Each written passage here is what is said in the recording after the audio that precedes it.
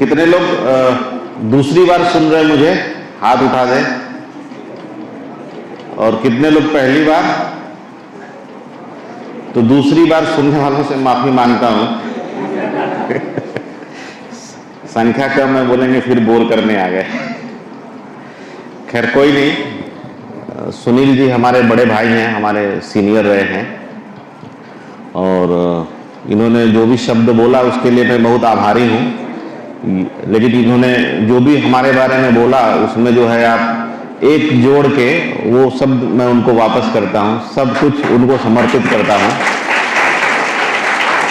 क्योंकि जब हम लोग बाली में पढ़ते थे तो ये थे, हमारी सिस्टर थी, ये लोग हम लोग के इंस्पिरेशन होते थे, क्योंकि ये लोग पढ़ने में काफ़ी तेज थे। स्कूल कॉलेज स्टाफ करते थे, तो हम लोग जब 9th 10th में पढ़ते थे तो इन लोगों की चर्चा करते थे। तो इन लोग को देख देख के पढ़े हैं। तो जो भी हूँ, माता पिता, शिक्षक और सीनियर्स के योगदान से हूँ, तो आप हमारे सीनियर हैं।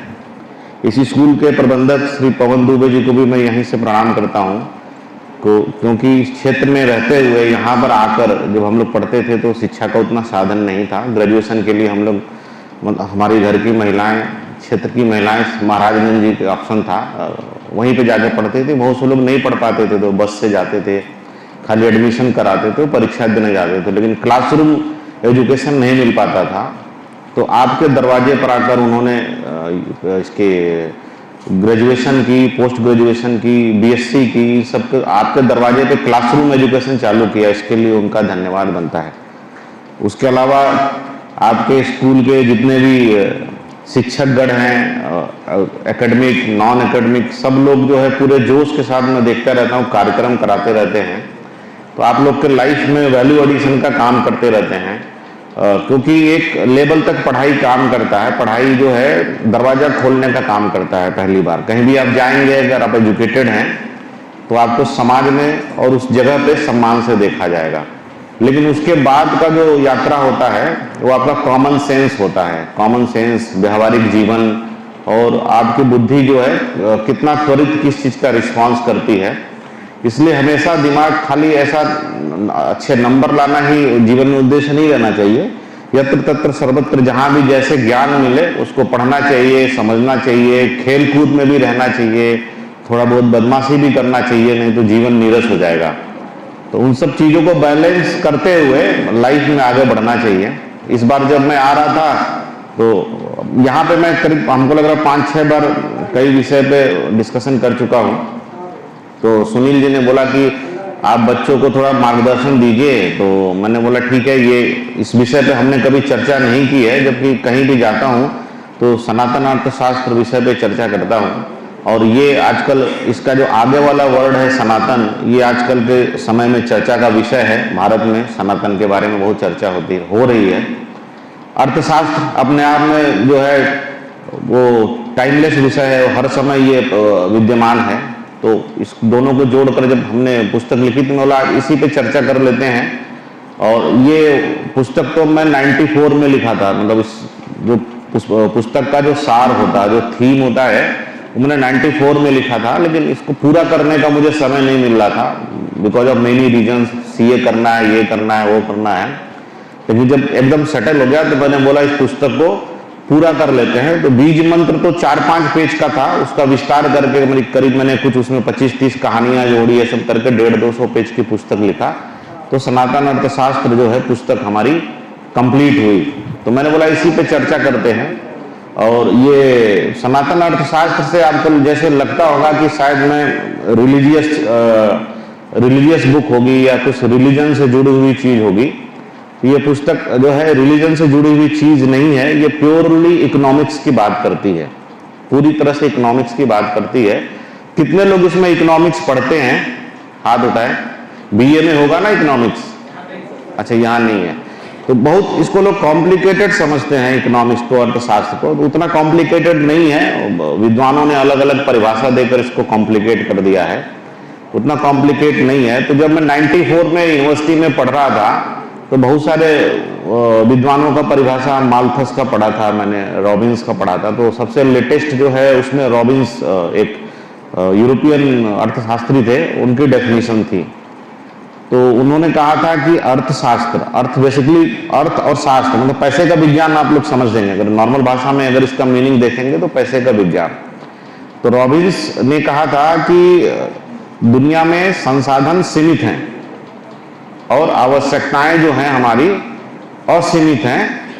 उन सीमित संसाधनों का बंटवारा आवश्यकताओं के बीच में ही अर्थशास्त्र, यही बोला था ना, आपने पढ़ा होगा तो यही बोला होगा।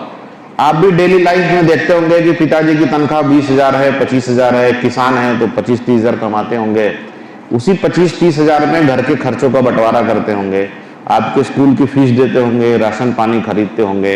तो वो जो 25, 30, 50 क्षमता के अनुसार जिसकी जैसी नौकरी या व्यवसाय होगा, जो 50,000, 1 लाख कमाते होंगे, उस 1 लाख रुपए का युक्ति संगत वितरण भिन्न भिन्न खर्चों में, मदों में करते हुए उससे मैक्सिमम रिजल्ट प्राप्त करना जो है, इसी को जो है रॉबिन्स ने अर्थशास्त्र बोला था। थ्योरी ऑफ स्कैरसिटी बोलते हैं, अभावों का अर्थशास्त्र। तो ये एक हद तक सही है, लेकिन मुझे नहीं लगा कि ये अर्थशास्त्र की परिभाषा हो सकती है। ये अर्थशास्त्र का जो है एप्लीकेशन हो सकता है, परिभाषा नहीं हो सकती। तो तब से द्वंद्व था कि जो भी परिभाषा अर्थशास्त्र की जिसने भी दिया है वो थोड़ा इनकम्प्लीट दिया है। तो उसी समय जो है मैंने रॉबिन्स के उलट एक डेफिनेशन लिखा। वो डेफिनेशन ये था कि हमारे पास संसाधन जो है असीमित होते हैं। क्यों लिखा? क्योंकि साइंस का विद्यार्थी था, तो मुझे मालूम था कि जब पृथ्वी का अस्तित्व आया, साइंस के भी कुछ विद्यार्थी होंगे, तो कार्बन, हाइड्रोजन, ऑक्सीजन, नाइट्रोजन, जब पृथ्वी बनी, आग पहले तो आग का गोला थी, उसके बाद पृथ्वी गैस का CHON, यही 4 पदार्थ शुरू में पता चले, फिर मीथेन बना, फिर अमीबा बना, फिर पैरामीशियम बना, फिर जो है जलचर बने, फिर उभयचर बने, फिर रीढ़ की हड्डी वाले जानवर बने, फिर उसमें से बंदर बने, मानुष बने, फिर हम बने। इस पूरी प्रक्रिया में जो कुछ भी डेवलपमेंट हुआ इसी पृथ्वी पे हुआ। तो आज जो पृथ्वी है ये करोड़ों साल पहले भी यही पृथ्वी थी। यानी जो भी चीज हम यहाँ पे, ये पंखा देख रहे हैं, हम यहाँ पे मोबाइल देख रहे हैं, हम यहाँ पे चेयर देख रहे हैं, हम यहाँ आपको देख रहे हैं, ये सारी चीजें किसी न किसी चीज से बनी है, चाहे हम बने हैं या सामान बना है, अणुओं से बनी है, पदार्थों से बनी है। ये सारी चीजें इस पृथ्वी पे पहले से हैं। तो ये कहना कि संसाधन जो है सीमित है, मुझे लगता है गलत है। तो मैंने लिखा नहीं, संसाधन असीमित है, हमारी आवश्यकताएं सीमित हैं। जब इकोनॉमिक्स का हम ब्रॉडर डेफिनेशन देखेंगे, नैरो डेफिनेशन देखेंगे, तो माइक्रो लेवल पे देखेंगे तो ये तो ठीक है कि हमारे पास पैसे कम है, आवश्यकताएं ज्यादा हैं।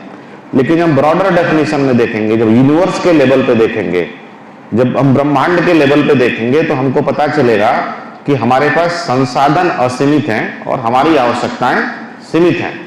और जैसे जैसे हमारी आवश्यकताएं बढ़ी, वैसे वैसे हम उन्हीं संसाधनों से चीजों को निकाल कर डेवलप करते गए।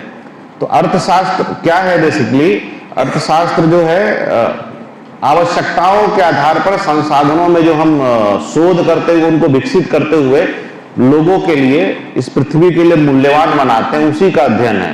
तो मैंने रॉबिन्स के डेफिनेशन को वो चैलेंज करते हुए इस पुस्तक की रचना की थी कि अर्थशास्त्र जो है, संसाधन जो है हमारे स्टैटिक मोड में पड़े हुए हैं। आज हम मोबाइल यूज करते हैं, हम टीवी यूज करते हैं, हम रेडियो यूज करते हैं। रेडियो से पहले हम कुछ भी नहीं यूज करते थे, लेकिन जब हम पहली बार रेडियो यूज करने गए, जब हमने एक मशीन बनाई रेडियो की, तो क्या उसी समय रेडियो तरंग पैदा हुआ था? उस समय तो रेडियो तरंग पैदा नहीं हुआ था। रेडियो का जो तरंग है वो तो ब्रह्मांड के अस्तित्व से है, अंतरिक्ष के अस्तित्व से ही रेडियो जो है पूरे अंतरिक्ष में फैला हुआ है। तो रेडियो तरंग तो हमने पैदा नहीं किया था, हमने उस रेडियो तरंग को पकड़ने वाले डिवाइस को बनाया। उस डिवाइस ने उस रेडियो तरंग को पकड़ा और वॉइस कम्युनिकेशन को आसान बनाया। तो मतलब as a resource radio wave already हमारे पास था। हमारे पास, हमने उस आवश्यकता को पैदा नहीं किया था कि हमें कम्युनिकेट करना है रेडियो फ्रीक्वेंसी के द्वारा। तो यहां भी मैंने ये सिद्ध किया कि भाई आवश्यकताएं जो हैं हमारी सीमित थी, संसाधन असीमित थे, हम जितना विकास कर सके उतना ही हम विकसित हो सके। इसलिए हमने इकोनॉमिक्स का डेफिनेशन लिखा, ये जर्नी है स्टैटिक टू डायनामिक्स की। सारी जो हमारा सारा रिसोर्स हमारे पास है। जैसे आपके अंदर जो पढ़ने की ऊर्जा है, कोई लड़का बहुत तेज हो जाता है कोई लड़का नहीं पढ़ता। सबके अंदर जब भगवान पैदा किए हैं बायोलॉजिकली 99%, 1% चलिए किसी का डिफेक्ट हो गया मेडिकली समथिंग, तो 99% सब समान दिमाग लेकर पैदा होते हैं। आप भी या आपके माता पिता भी या आपके दोस्त भी, सबके पास भगवान ने जो दिमाग का वितरण किया है समान किया है। ये आपके ऊपर है कि उस दिमाग का आप कितना इस्तेमाल करते हैं। आप जितना इस्तेमाल करेंगे आप अपने लाइफ में, अपने परिवार के लाइफ में, अपने समाज के लाइफ में उतना वैल्यू एडिशन करेंगे। तो मेरा यही कहना था कि संसाधन जो है असीमित है, साधन जो आवश्यकताएं जो है हमारी सीमित हैं। दूसरा उदाहरण आप लीजिए, मोबाइल हम आजकल यूज कर रहे हैं। आज से 20 साल पहले हमें कल्पना नहीं कर सकते कि मोबाइल में मूवी चलेगी, चलचित्र जैसी कोई चीज चलेगी, इंटरनेट आएगा, ये सब आएगा। उसके पहले मोबाइल के लिए हम स्पेक्ट्रम यूज करते थे, रेडियो स्पेक्ट्रम यूज करते थे। चाहे हमने मोबाइल बनाया हो, चाहे टीवी बनाया हो, टीवी जो आजकल टाटा स्काई वगैरह हम यूज करते हैं, वो जिस फ्रीक्वेंसी का यूज करते हैं, जिस तरंग का यूज करते हैं, उस किसी भी तरंग को हमने नहीं बनाया है। और ये तरंग जो हम मोबाइल में यूज करते हैं ना, डेटा, इंटरनेट तो वेब से ही चलता है ना। हम में से किसी ने वेब बनाया है? नहीं बनाया है। हम वेब का इस्तेमाल करना सीखे, हम उस तरंगों का इस्तेमाल करना सीखे हैं, जिससे हम आज मोबाइल चला पाते हैं, जिससे आज हम टीवी चला पाते हैं, जिससे हम रेडियो चला पाते हैं, और ये सारी चीजें मिलकर बैंकिंग चलाते हैं। आज इंटरनेट बंद हो गया एक दिन माइक्रोसॉफ्ट का, तो पूरी दुनिया रुक गई थी। हवाई जहाज लैंड नहीं कर पा रहा था, हवाई जहाज हवा में था, विंडो का वो छोटा सा उसने अपडेट डाला था, क्योंकि उसको जिस कंप्यूटर से सिग्नल लेना था वो सिग्नल ही नहीं दे रहा था, बंद हो रहा था। तो हवा में हवाई जहाज अटक गए थे, नीचे वाले जहाज उड़ नहीं पा रहे थे। ये सब चीज किस पे डिपेंड था? कंप्यूटर पे। कंप्यूटर किस पे डिपेंड था? इंटरनेट किस पे डिपेंड था? तरंग पे। और वो आदिकाल से हमारे पास ऑलरेडी उपलब्ध है, लेकिन उन तरंगों का इस्तेमाल हम आज करते हुए सीख रहे हैं। यही विकास क्रम जो है सनातन अर्थशास्त्र है। दूसरा ये अर्थशास्त्र है। ये सनातन क्यों है? सनातन अर्थशास्त्र में बोलता है कि जब भी आप डेवलप करेंगे किसी भी चीज को, लगातार डेवलप नहीं करेंगे, उसका एक ऑप्टिमम पॉइंट होगा, उसका एक संतुलन बिंदु होगा। उस संतुलन बिंदु से अगर आगे आप जाएंगे तो संसाधनों का जो एक्सप्लॉयटेशन बहुत एक्सट्रीम लेवल पे हो जाएगा, तो विस्फोट कर जाएगा। जैसे हम विकास के क्रम में लगातार गाड़ियां बना रहे हैं, लगातार कल कारखाने बना रहे हैं। निचलौल में आप देखेंगे कितनी गाड़ियां हो गई हैं। इन गाड़ियों से हमारा क्या हो रहा है? प्रदूषण बहुत ज्यादा फैल रहा है। प्रदूषण से क्या हो रहा है कि हमने तो बनाई थी अपनी सुविधा के लिए सारी चीजें, वो हमारे स्वास्थ्य को खराब कर रही हैं। इस पृथ्वी पे जीवन काल है, जो जीवों का जीवन काल है, वो भी जो है ये प्रदूषण खराब कर रहा है। हम पेड़ काट रहे हैं, पेड़ काटने से जो हमारा ग्लोबल वार्मिंग बढ़ रहा है। ग्लोबल वार्मिंग क्यों बढ़ता है? ग्लोबल वार्मिंग इसलिए बढ़ता है कि जब पृथ्वी पे सूर्य की किरणें पड़ती हैं और फिर जब वापस जाती हैं, तो जो ग्रीन हाउस गैसें, कार्बन डाइऑक्साइड गैसें हैं, वो उसको कुछ मात्रा में रोक लेती हैं, वो पूरी तरह से वापस नहीं जाने देती हैं। लेकिन जब ये ज्यादा बढ़ जाती है तो गर्मी ज्यादा रुकती है पृथ्वी पे, और जब गर्मी ज्यादा पृथ्वी रखती है तो ग्लोबल वार्मिंग होता है। फिर आपका मौसम चक्र बिगड़ता है, आंधी, तूफान, बाढ़, सारे चक्र मौसम के बिगड़ जाते हैं ग्लोबल वार्मिंग के कारण। तो ये जो विकास का जो हमारी सतत यात्रा होगा, उसका एक ऑप्टिमम पॉइंट होगा, संतुलन बिंदु होगा। वही सनातन अर्थशास्त्र बताता है। अर्थशास्त्र तो हो गया कि आप संसाधनों को आप एक्सप्लोर करेंगे, उसको वैल्यू में बदलेंगे, फिर उसका यूज करेंगे। आप गाड़ी बनाइए, रेडियो बनाइए, मोबाइल बनाइए, इंटरनेट बनाइए। आप छात्र हैं तो आपके पास जो बुद्धि है, आप कक्षा 1 से लेकर कक्षा 12 तक उसको मांझते हैं, फिर ग्रेजुएशन में पढ़ते हैं। सबके पास भगवान ने समान बुद्धि दी है, जो जैसे पढ़ा वैसे आगे बढ़ा, जिसको जैसी सुविधाएं मिली उतना पढ़ा उतना आगे बढ़ा। लेकिन जब भगवान ने पहली बार भेजा था तो मैक्सिमम पोटेंशियल के साथ भेजा था। तो हमारी जिम्मेदारी थी कि हम उसको बढ़िया से मांझे। इसमें हमारे खुद की भूमिका आती है, हमारे माता पिता की भूमिका आती है, हमारे शिक्षक की भूमिका आती है कि आपको तराश के कैसे बनाते हैं। लेकिन मूल्यवान सब बराबर है। अगर आपको भी लगता है कि हम कुछ नहीं कर पा रहे हैं, आज से भी आप शुरू करके जो है अपने जीवन में कुछ ना कुछ कर सकते हैं, सफलता प्राप्त कर सकते हैं। कि भगवान ने सबको समान क्षमता दिया है। हमारे अपने आप को खुद को मांझने में ही हम कहीं कमी करते हैं, जिससे हम अपने सर्वोत्तम को प्राप्त नहीं कर सकते हैं। तो अर्थशास्त्र में मैंने उस सर्वोत्तम की परिभाषा दी है। वो सर्वोत्तम होता है ऑप्टिमम पॉइंट, अनुकूलतम बिंदु। तो इस विकास के अनुकूलतम बिंदु की खोज ही सनातन अर्थशास्त्र करता है। सनातन को लेकर भी थोड़ा सा डिबेट चलता है। सनातन जब मैंने पुस्तक लिखा तो बहुत से लोग हिंदू इकोनॉमिक्स से कोरिलेट कर रहे थे। इस विषय पे सबसे पहले इस शब्द पे सबसे पहले मैंने ही लिखना चालू किया था। 94 में तो लिखा था, बट पब्लिक डोमेन में 10-12 साल से इस शब्द की चर्चा है। लेकिन अब इस शब्द पे मैंने देखा, गूगल एक दिन कर रहा था, सनातन अर्थशास्त्र पे अब शोध होना चालू हो गया है। इस विषय पे अब कई यूनिवर्सिटीज शोध कर रही हैं। तो 2-3 लोगों ने अपने, मैंने देखा, थीसिस जो है डालना चालू किया इस विषय पे। तो मैंने भी अपनी तरफ से बोला कि अगर कोई लड़का इस हमारी पुस्तक पे अगर रिसर्च करना चाहेगा तो हम अपनी तरफ से जो भी यूनिवर्सिटी में करना चाहेगा, फेलोशिप जो है 1 लाख 2 लाख रुपया जो भी होगा यूनिवर्सिटी की तरफ से दे देंगे फेलोशिप में, वो इस पुस्तक पे रिसर्च कर सकता है। ये पुस्तक हिंदू इकोनॉमिक्स जैसा लोग इसको समझते हैं वैसा नहीं है। सनातन शब्द का मतलब होता है सस्टेनेबल, और सस्टेनेबल की जो सबसे ज्यादा प्रैक्टिस है वो हिंदू इकोनॉमिक, हिंदू धर्म में है, इसलिए लोग कोरिलेट करते हैं, इसलिए सनातन, हिंदू धर्म को सनातन बोला जाता है। लेकिन सनातन का मूल शब्द, मतलब हम जो मूल अर्थ समझते हैं उसका मतलब होता है सस्टेनेबल। सस्टेनेबल समझ में आता है आप लोगों को? सस्टेनेबल मतलब कोई भी चीज टिकाऊ हो और प्रकृति और पृथ्वी के अनुकूल हो, अंतरिक्ष के अनुकूल, वही सस्टेनेबल होता है। तो पृथ्वी का मूल धर्म भी क्या है? सस्टेनेबल है। मतलब चीजों को वो पैदा करती है और चीजों को रिसाइकिल भी करती रहती है। कोई भी चीज अगर पृथ्वी ने पैदा किया है तो उसके रिसाइकिल की व्यवस्था पृथ्वी ने किया है। जैसे हम मानवों को पैदा किया है, हम जानवरों को पैदा किया है, तो जब हम मरते हैं तो हमारी बॉडी जो है विलीन हो जाती है। अगर इस्लाम में है तो दफन करने के साथ मिट्टी में विलीन हो जाती है। अगर हिंदू धर्म से है तो जलाने के साथ हमारा सारा तत्व वातावरण में विलीन हो जाता है, वातावरण को नुकसान नहीं पहुंचता है। जितने भी इन्होंने इकोसिस्टम बनाया है, इकोलॉजिकल इकोसिस्टम बनाया है, उसमें जो भी चीज पृथ्वी ने और प्रकृति ने पैदा किया है उसके खत्म होने पर फिर से वो पृथ्वी के लिए यूजफुल होकर फिर से काम में आती है। यही होता है सनातन। तो पृथ्वी का जो भी मूल धर्म है वो सनातन है, क्योंकि वो चीजों को कभी भी पृथ्वी के नुकसान के नियत से नहीं बनाती है। पृथ्वी द्वारा उत्पादित सभी चीज, पौधे, मनुष्य या वातावरण, जल, नदी, कोई भी चीज, ये पृथ्वी के ही काम में आती है, पृथ्वी के इकोसिस्टम को कभी नुकसान नहीं पहुंचाती है। लेकिन वो अर्थशास्त्र जो पृथ्वी के इकोसिस्टम को नुकसान पहुंचाता है वो सनातन अर्थशास्त्र नहीं है, क्योंकि एक जगह ले जाकर आपको वो खत्म कर देगा। इस पृथ्वी के अस्तित्व को एक जगह लाकर खत्म कर देगा। लगातार आप प्लास्टिक का यूज करेंगे, एक समय जाने के बाद प्लास्टिक रिसाइकिल नहीं होगा, ये पृथ्वी पे अस्तित्व को खत्म कर देगा। हमको लगेगा कि 100-200 साल में नहीं खत्म होगा, लेकिन हजारों साल में जाकर हमारे आसपास इतना कचरा पैदा हो जाएगा, उस कचरे के निस्तारण का अगर हमारे पास कोई सुविधा नहीं होगा तो खत्म हो जाएगा। तो ये अर्थशास्त्र सनातन नहीं है।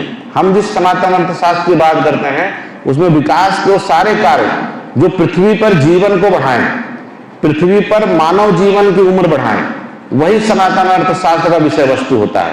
जैसे हमने विकास किया, हमारे विकास करने से आज हमारी औसत आयु अगर 70 साल है, 80 साल है, उस विकास से अगर हमारी औसत आयु 70-80 साल से घटकर 60 साल हो जाती है, फिर वो अर्थशास्त्र, वो विकास नहीं है। विकास वो है कि जिस विकास से हमारी जो आयु है 80 साल से 90 साल हो जाए, 85 साल हो जाए, वो असली विकास है।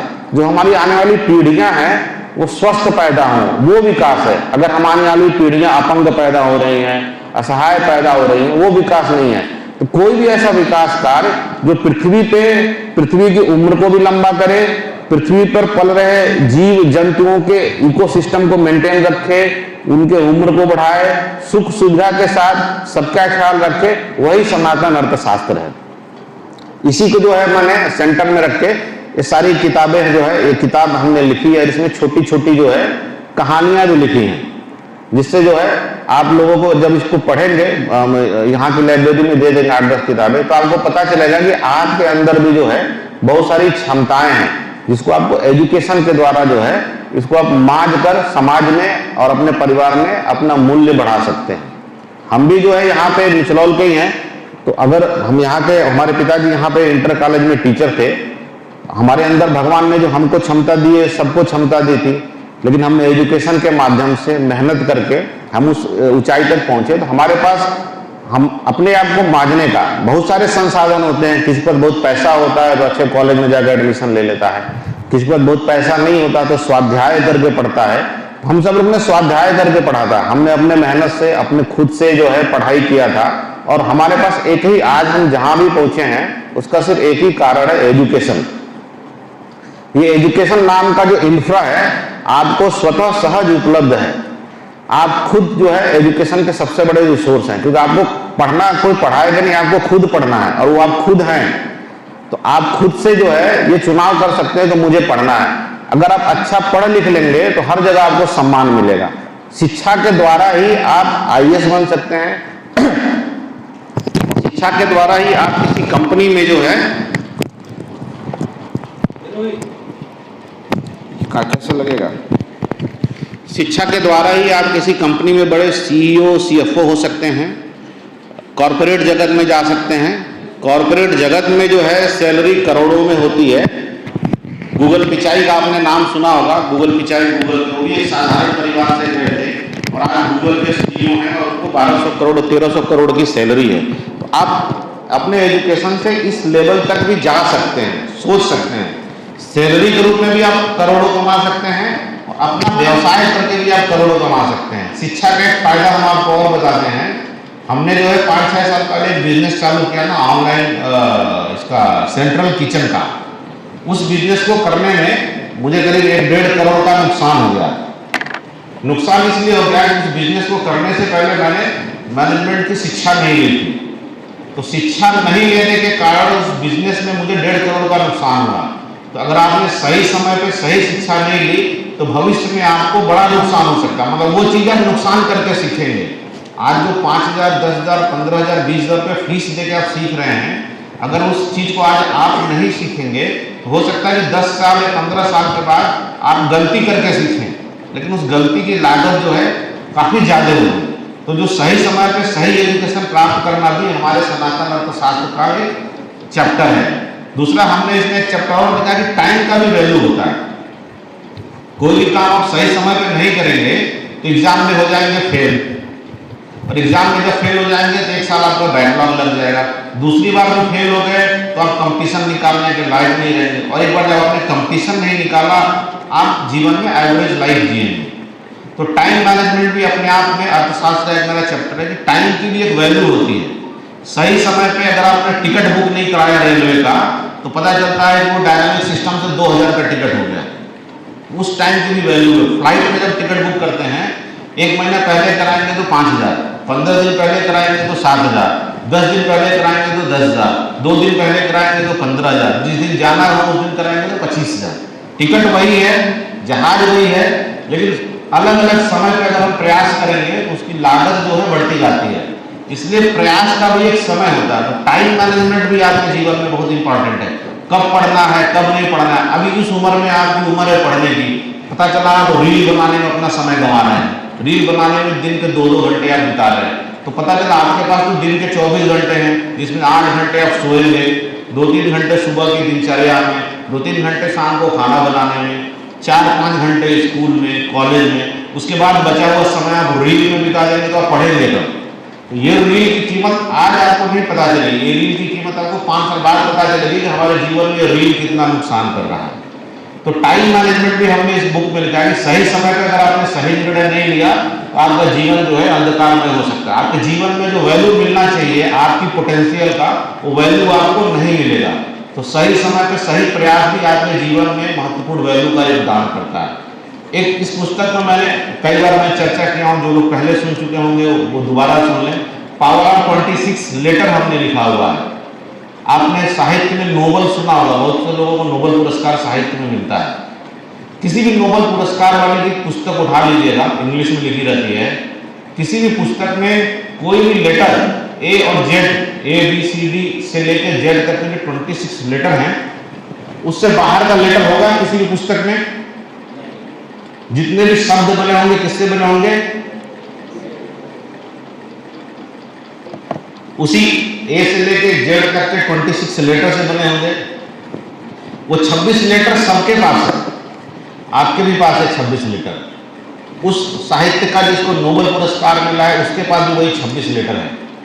लेकिन उसको नोबेल क्यों मिला है? उस 26 लेटर के इस्तेमाल से उसने बढ़िया शब्दों का निर्माण किया, उस शब्दों के निर्माण से उसने उसको संयोजन बढ़िया ऐसा किया कि अच्छे वाक्य बनाए उसने। उन वाक्यों के निर्माण से उसने चैप्टर का निर्माण किया। चैप्टर में वैल्यू आया, कैसे आया? वो लेटर से उसने यात्रा शुरू किया था, चैप्टर तक पहुंचा था। फिर चैप्टर की सीक्वेंसिंग उतनी अच्छी रखी थी कि चैप्टर 1 से लेकर जब चैप्टर 25 तक वो पहुंचा तो आदमी एकदम मंत्रमुग्ध होकर पुस्तक को पढ़ने लगा। वो पुस्तक पॉपुलर होती चली गई। लेकिन उस पूरे पुस्तक की जो इकाई है वो 26 लेटर है जो आप लोगों के पास भी है। यानी भगवान ने जो हमको संसाधन का वितरण किया है, सबको समान किया है। ये हमारे हुनर पर डिपेंड करता है, ये हमारे इंटरेस्ट पर डिपेंड करता है, ये हमारी कला पर डिपेंड करता है कि हम उसमें वैल्यू कैसे लाएं। वो सारी क्षमताएं, वो सारी टैलेंट, वो सारा पोटेंशियल भगवान ने हमको दिया है। आपको पढ़ना है, पढ़कर अपना सर्वोत्तम प्राप्त करना है। उस सर्वोत्तम की भी खोज जो है आपको खुद अपने आप में करनी है। भगवान ने सबको कुछ न कुछ सर्वोत्तम दिया होगा। कोई स्पोर्ट्स में बहुत बढ़िया होगा, कोई पढ़ने में बहुत बढ़िया होगा, कोई पढ़ाने में बहुत बढ़िया होगा, किसी का दिमाग हो सकता है रिसर्च में बहुत चलता हो तो उसको खोजी व्यक्ति होगा, किसी को गाने में बहुत बढ़िया मन लगता होगा। तो बहुत सारी चीज़ें हैं। तो ऐसा नहीं कि हर व्यक्ति को भगवान ने एक ही चीज़ दी है। हर व्यक्ति का कुछ न कुछ सर्वोत्तम होता है। इस एजुकेशन की प्रक्रिया में व्यक्ति अपने उस सर्वोत्तम को खोजता है और एक स्टेज जाने के बाद पता चलता है कि नहीं, यही मेरा सर्वोत्तम है, और उसके बाद वो उस क्षेत्र में अपने सर्वश्रेष्ठ को करता है और अपना रिजल्ट प्राप्त करता है। अब आप बोलेंगे सर्वोत्तम हम कैसे खोजें? तो सर्वोत्तम खोजने का जो बहुत सारे रास्ते हैं। सबसे आसान रास्ता यही है कि जिस काम में आपको आनंद मिले, अच्छे काम, बुरे काम में नहीं, जिस अच्छे काम में आपको आनंद मिलता हो उसी में शायद आपको भगवान ने उसी के लिए बना के भेजा है। फिर आप उस डायरेक्शन में सोचिए, पढ़िए। अगर आपको डॉक्टर बनने में आनंद आता है तो डॉक्टर बनने का सोचिए। अगर आपको लगता है कि मुझे इंजीनियर बनना चाहिए, इंजीनियर बनिए। आपको लगता है कि मुझे टीचर बनना चाहिए तो टीचर बनिए। आपको लगता है कि मुझे bureaucrats, IAS, PCS, SDM, DM बनना है तो DM बनिए। आपको लगता है कि मुझे जो है आर्ट के क्षेत्र में सिंगर बनना है तो सिंगर बनिए। आप अपना सर्वोत्तम खोजिए और पढ़िए और बनिए। उस सर्वोत्तम की खोज भी आपको खुद करनी है, क्योंकि भगवान ने रेडियो के तरंग के जैसे, इंटरनेट की तरंग के जैसे सारी चीज़ें आपके अंदर छोड़ के रखी है। आपको खाली वो डिवाइस बनाना है, उस डिवाइस की खोज करनी है जिससे आप अपने अंदर के हुनर को खोज सके, फिर उसमें वैल्यू डाल सके। यही हमारा पूरा पुस्तक की चर्चा है। आज मैं बहुत ज़्यादा समय आप लोगों का नहीं लूँगा, इतने कम समय में मैं अपना वो संबोधन समाप्त करता हूँ। बाकी पुस्तक में लाइब्रेरी में दे दूँगा, उसमें बहुत सारे चैप्टर हैं। महिलाओं पे बहुत सारे चैप्टर हैं। मैं तो भारतीय महिलाओं को जो बोलता हूँ उसमें बहुत सारी महिलाएं दिख रही हैं कि दुनिया की जो है सर्वोत्तम प्रबंधक होती हैं। आप जब किसी MBA में जाएंगे पढ़ाई करने, किसी भी IIM में या किसी बड़े इंस्टीट्यूट में MBA की पढ़ाई करने, उसमें पढ़ाया जाता है ह्यूमन रिसोर्स मैनेजमेंट, मतलब मानव संसाधन का हम कैसे मैनेज करें। फिर उसमें पढ़ाया जाता है इन्वेंट्री मैनेज, उसमें पढ़ाया जाता है स्क्रैप मैनेजमेंट, उसमें पढ़ाया जाता है प्रोडक्शन कैसे करें, प्रोडक्शन मैनेजमेंट। हमारे हिंदुस्तान की महिलाएं सारी करती हैं। इन्वेंट्री मैनेजमेंट क्या है? घर में जो चावल, दाल, मसाला, सब्जी का कनस्तर आप ठीक से रखते हैं ना, बढ़िया बढ़िया चीनी, चाय पत्ती का, जब कब खत्म हो रहा है उसके पहले ही बोल देते बाबूजी चाय पत्ती ले ले, ये खत्म होता है। वही चीज MBA में अंग्रेजी में पढ़ाई जाती है, जिसको बोलते हैं इन्वेंट्री मैनेजमेंट। कि हम जब कोई चीज़ बनाने जा रहे हैं उसके लिए जितने जितने आइटम की ज़रूरत है, कितनी कितनी मात्रा में घर में रहना चाहिए या फैक्ट्री में रहना चाहिए, उसको बोलते हैं इन्वेंट्री मैनेजमेंट।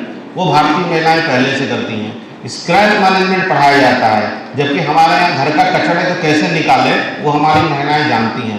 प्रोडक्शन मैनेजमेंट पढ़ाया जाता है, कितनी मात्रा में A मटेरियल डालें, कितनी मात्रा में B मटेरियल डालें, कितनी मात्रा में C मटेरियल डालें और कितना बॉयलर पे पकाएं, ये चीज़ बन जाए। हमारे घर की औरतें दाल, चावल, सब्जी, ये प्रोडक्शन मैनेजमेंट है, इसको अच्छे से जानती हैं। ह्यूमन रिसोर्सेज मैनेजमेंट पढ़ाया जाता है कि छोटे बच्चे या कंपनी में जो नए एम्प्लॉई आ रहे हैं, जो पहले से एम्प्लॉई हैं, उनके मोटिवेशन को कैसे बरकरार रखें, कैसे कैसे प्रोग्राम चलाएं ताकि उनके अंदर टैलेंट खुल के आए। और हमारे यहाँ की महिलाएं जो हैं, बच्चा पैदा होने से लेकर उसको आदमी बनाने तक, उसको मतलब एक एसेट बनाने तक, वो सारे काम यहाँ की महिलाएं करती हैं, जबकि विदेशों में ये नहीं होता है। तो ह्यूमन रिसोर्सेज मैनेजमेंट भी हमारे भारतीय महिलाएं करती हैं। तो विश्व की सर्वोत्तम प्रबंधक जो होती है औरतें होती हैं। अगर औरतें अपने आप को थोड़ा सा और पॉलिश कर लें तो सबसे ज़्यादा कंट्रीब्यूटर, इकोनॉमिक कंट्रीब्यूटर में भी उनका योगदान होगा।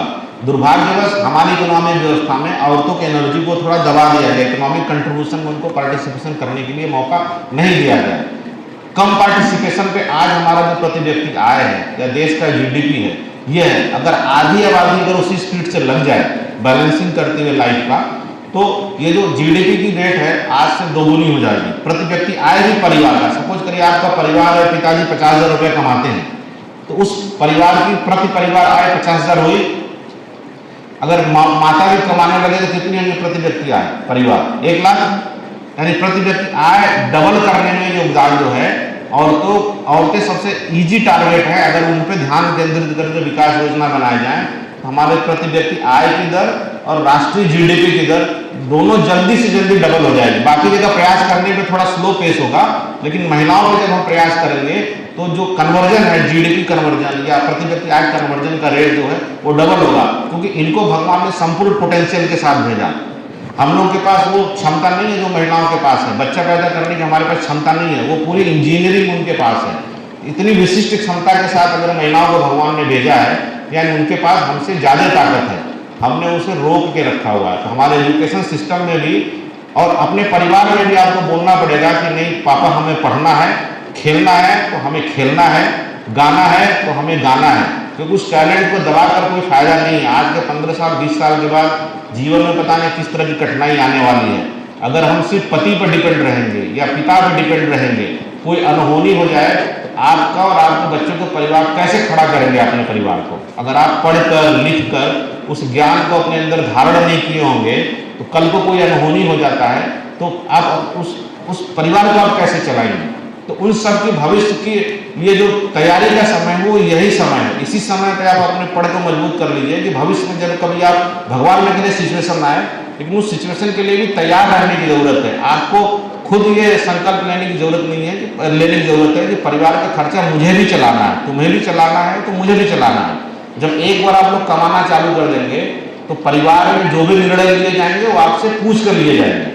अब तक क्या है कि महिलाओं को निर्णय में भागीदारी हमारे समाज में बहुत कम दी जाती थी। इसलिए कम दी जाती थी क्योंकि उनको लगता था कि इकोनॉमिक कंट्रीब्यूशन इनका नहीं है, ये जो हम कमा के लाते हैं इसकी व्यवस्था करने में, घर की व्यवस्था करने में लगे रहे। जिस दिन आप कमाना चालू कर देंगे, निर्णय में भी परिवार का शामिल होंगी। बच्चों की शादी कैसे करनी है, सामान कैसे खरीदना है, फर्नीचर कौन सा खरीदना है, घर कौन सा लेना है, बच्चे को कहाँ पढ़ना है, हर निर्णय में आप लोग शामिल होंगे। और कोई इमरजेंसी भी आ जाती है तो आप परिवार को पालने में भी सक्षम होंगे।